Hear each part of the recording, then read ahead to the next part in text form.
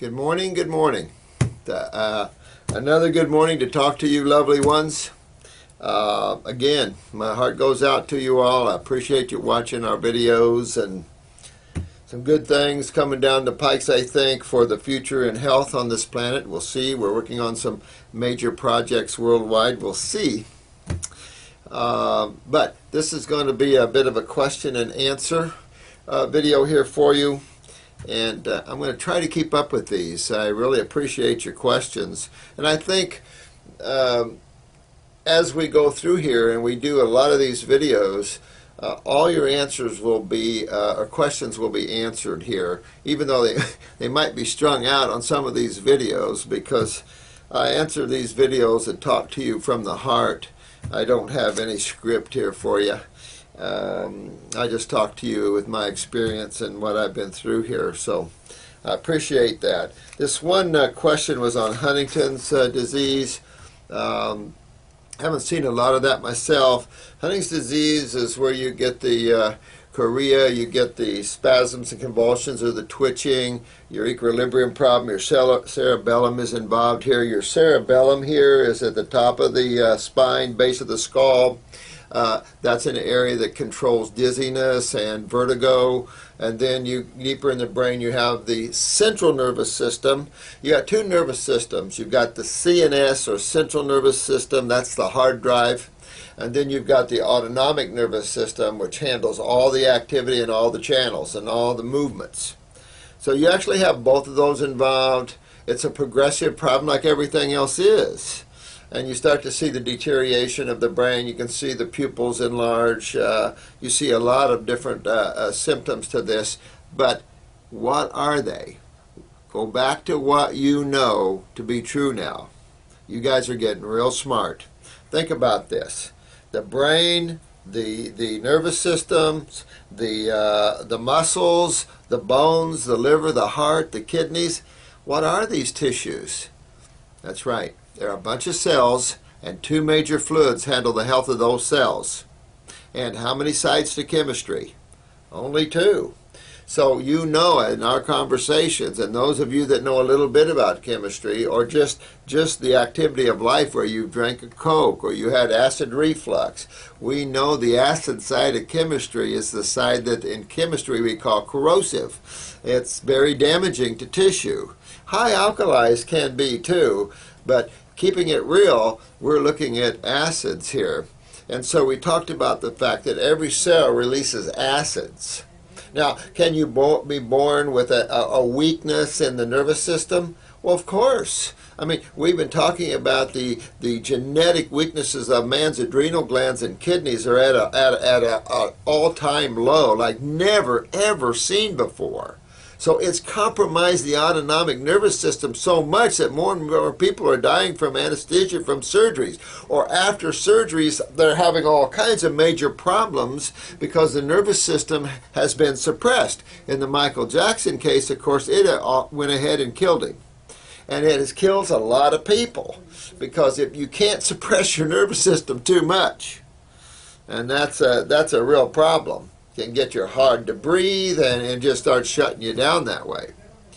So in any type of these conditions, always know that the lymph system as at the core of this is why you see the progression, because if you don't get into raw foods, you don't get into some herbs and start moving this lymph system and pay attention to the kidney and adrenal connection. You can't go out and do lymph drainage and go out and do lymph work if you don't pay attention to the door that the lymph moves through.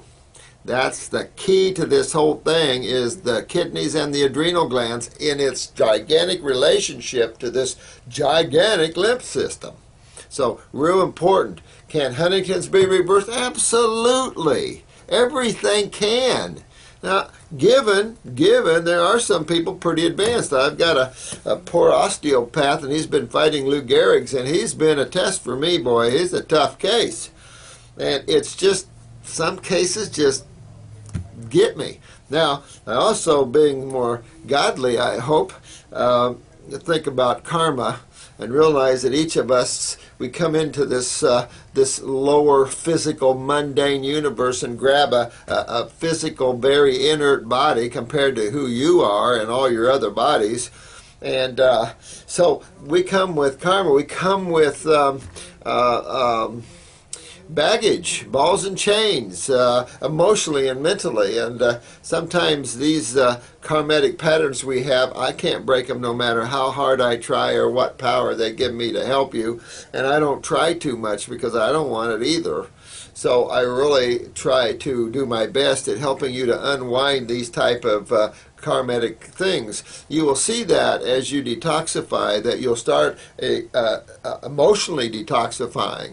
A lot of you will see that and go with that. Let that go. And any neurological case is going to be tied to more emotional karma. And by getting stronger emotionally, it really does help you to become more spiritual because you'll become more self and less codependent. Emotions tend to be tied to desires and codependencies and things like this.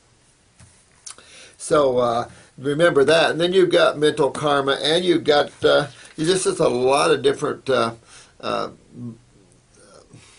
don't know what to call it other than responsibilities maybe that we have that are beyond this lifetime that we have to go through. And some of those things I just can't do anything about them as hard as I try. We have some people that come in here that you think there's no way you could save them with cancer so much through them, and pretty soon they're cancer free. And others have a little tumor, yeah, that's a piece of cake, and suddenly they don't make it. Discouraging, but at the same time, I realize this karmatic need of this soul to go on to another journey. And so I think the other side of what we do here is like a way station. Let me tell you how great all these different heavens are you can journey into, and the beauty and the light and the, I just can't begin to tell you. Anybody that's had out-of-body experiences that went further than just having in the light and the warmth and the bliss, there's a lot, there's the worlds upon worlds of cities and jeweled landscapes and just beautiful things you can experience beyond just the light. And once you do that, this world is a little tough to survive in, you know, because it's not full of a lot of light, except for all you that are watching this video. You're all full of light. I love you all. Some gentleman asked me about the male reproductive area. This is important. I'm glad you asked this question, my friend, because I have two formulas that I made. I made a prostate formula, and I made a male reproductive formula with Damiana and ginseng and things like this in it. Now, I do not recommend a male reproductive formula if your prostate is inflamed. So you want to check your PSAs and your blood work. PSAs should be below 1 for sure, even though they're normal 0 to 4 now. I've had prostate cancer in 40-year-olds with a PSA of 2. So don't take 1 even. Keep those kidneys filtered, because the prostate's just a bunch of cells and 2 fluids. Keep that lymph moving.